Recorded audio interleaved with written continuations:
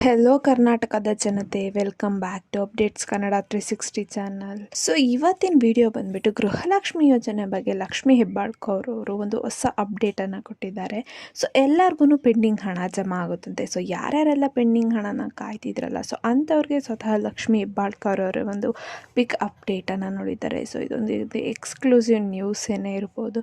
ಯಾರ್ಯಾರಿಗೆಲ್ಲ 8ನೇ ಕಂತಿನ ಹಣ ಅಥವಾ ಪೆಂಡಿಂಗ್ ಹಣಕ್ಕೋಸ್ಕರ ಕಾಯ್ತಿದ್ರಿ, ಸೊ ಅಂಥವ್ರಿಗೆ ಇದು ಗುಡ್ ನ್ಯೂಸು.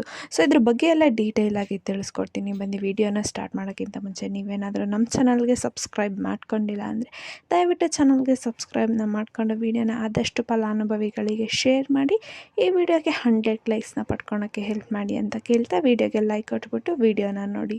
ಪ್ರತಿ ತಿಂಗಳು 2,000 ರೂಪಾಯಿ ಅಂತೆ ಸರ್ಕಾರ ಏನು ಮಹಿಳೆಯರಿಗೆ ಜಮಾ ಮಾಡ್ತಿತ್ತು, ಈಗ ಆಲ್ರೆಡಿ ಸಕ್ಸಸ್ಫುಲಿಯಾಗಿ 8 ಕಂತಿನ ಹಣನ ಸರ್ಕಾರದವರು ಜಮಾ ಮಾಡಿದ್ದಾರೆ. ಸೊ ಹಾಗಾದರೆ 16,000 ರೂಪಾಯಿ ಈಗ ಮಹಿಳೆಯರ ಕೈಗೆ ಸೇರಿದೆ.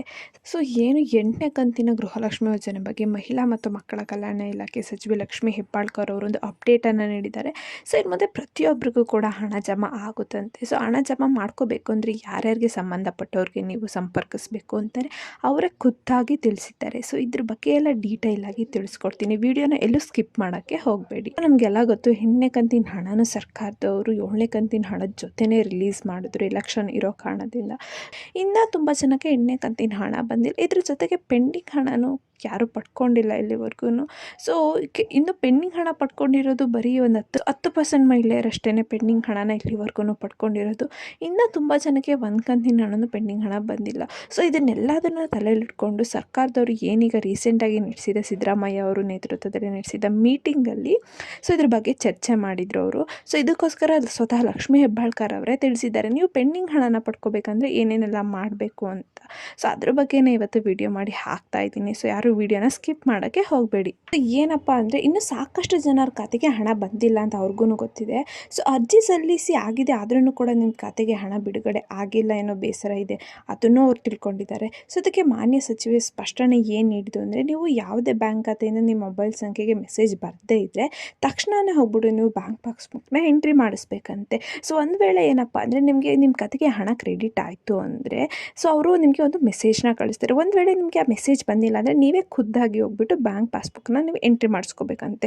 ಒಂದು ವೇಳೆ ಆವಾಗೂ ಹಣ ಬಂದಿಲ್ಲ ಅಂದರೆ ನಿಮಗೆ ಏನೋ ಯಾವ ಕಂತಿನ ಹಣನ ಅವ್ರು ಜಮಾ ಮಾಡಿಲ್ಲ ಅಂತ. ಅವ್ರು ಹೇಳಿರೋ ಪ್ರಕಾರ ನೀವು ಏನಪ್ಪ ನಿಮ್ಮದು ಯಾವ್ಯಾವ ಕಾರಣಕ್ಕೆ ಹಣ ಬಂದಿಲ್ಲ ಅಂದರೆ, ಒಂದು ಆಧಾರ್ ಕಾರ್ಡ್ ಅಪ್ಡೇಟ್ ಆಗಿರಲ್ಲ, ಮತ್ತು ನಿಮ್ಮದು KYC ಮತ್ತು NPCI ಮ್ಯಾಪಿಂಗ್ ಆಗಿರಲ್ಲ, ಇನ್ಫಾರ್ಮೇಷನ್ ಎಲ್ಲದರಲ್ಲೂ ಸೇಮ್ ಇರಲ್ಲ, Aadhaar card, ration card, bank passbook.